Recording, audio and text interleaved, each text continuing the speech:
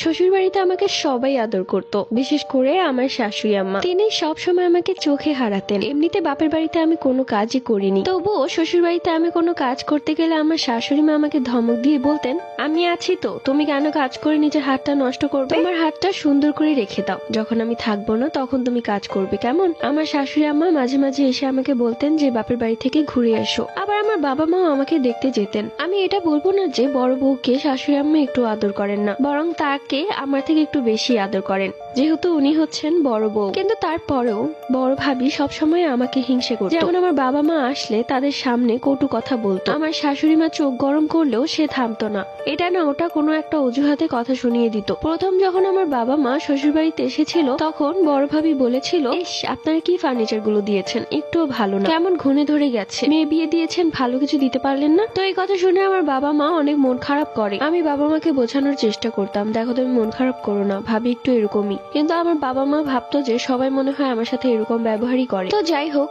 একদিন সকালবেলা আমার হাজবেন্ড অফিসে যাবে, আমি তাড়াতাড়ি করে নাস্তা ঘরে আনার সময় দেখলাম ভাবি আমাদের বেডরুমে এসে বসে আছে এবং আমার হাজবেন্ডের শার্টের প্রথম বোতামটা ছিঁড়া থাকলে সে সেটা জোর জবরদস্তি সেলাই করতে চাচ্ছিল। কিন্তু আমার হাজবেন্ড বারবার বলছিল যে নামিরা এসে করে দিবে, কিন্তু ভাবি তার কোনো কথাই শুনছিল না, জোর জবরদস্তি শার্ট নিয়ে টানাটানি করছিল। শার্টটা অবশ্য অর্ধেক পরে ফেলেছিল আমার স্বামী। তো আমি যখন ঘরে ঢুকি তখন ভাবি আমাকে দেখে চুপ হয়ে যায় এবং তাড়াতাড়ি ঘর থেকে বেরিয়ে যায়। আমি বুঝতে পারছিলাম সে আমাদের মাঝে একটা ঝামেলা সৃষ্টি করতে চাচ্ছে। তখন আমি আমার স্বামীকে তাড়াতাড়ি করে এই বোতামটা সেলাই করে দিলাম আর সে অফিস চলে গেল। আমার ভুল হয়েছিল, এই বিষয়গুলো যদি আমি প্রথম থেকে আমার শাশুড়ি আম্মাকে বলে দিতাম তাহলে হয়তো আমার জীবনের সেই কালো অধ্যায়টা আর আসতোই না, কিন্তু আমি বলিনি, ভাবতাম যে দেবর ভাবিরা একটু এরকমই। তো যাই হোক, বিয়ের মাস ঘুরতেই আমাদের সংসারে এলো সুখবর, মানে নতুন অতিথি আসতে চলেছে। আমার শাশুড়ি আম্মা আমার হাতে আংটি পরিয়ে কপালে চুমু দিলেন আর তখন বললেন যে এখন থেকে একটাও কাজ করতে না, আমাকে রেস্টের উপর থাকতে হবে।